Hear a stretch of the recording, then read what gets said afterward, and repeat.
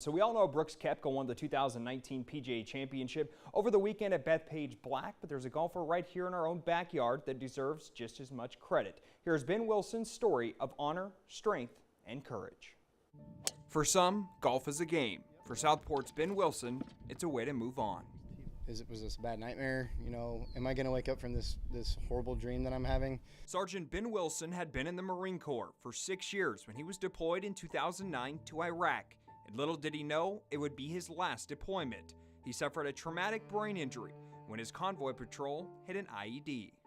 And then after it all kind of starts to calm down and you're looking around, you realize this wasn't a bad nightmare. You know, it actually happened. The injuries slowly began to mount up on Wilson's body, eventually forcing him to medically retire in 2016. Looking for answers, he turned to the links. Next on the tee from Southport, North Carolina, Sergeant Ben Wilson, United States Marine Corps. You know, I step off on hole number one, just like a patrol. You know, you kind of don't know what's going to happen, but when I step off hole 18, I know I'm home, and I know I'm okay, and I know that I'm going to walk away unscathed, and that to me is a solace. That's a real calming factor, just to kind of bring me back into my reality. Because I know I'm here. It puts me back to being home. Just weeks ago, Sergeant Wilson was selected to play in the 2019 George W. Bush Warrior Open in Dallas, Texas, with 23 other military warriors from across the country in an experience of a lifetime. I was ecstatic.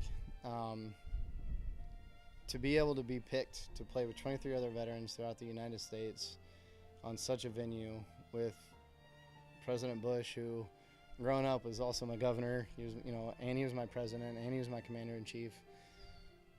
Such an honor that, you know, not everybody can say they have.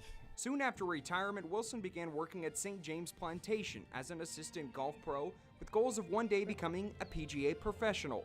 And as Wilson takes the next step in his life, he'll never forget what he's gone through, but instead, he'll use it to help those in similar situations. When I get my Class A, I want to be able to travel around, and I want to use that for other veterans nationwide to be able to help them use golf, use the education that golf can give you, and put it together and find hopefully what it is that I'm finding, and those other 23 veterans that are finding it.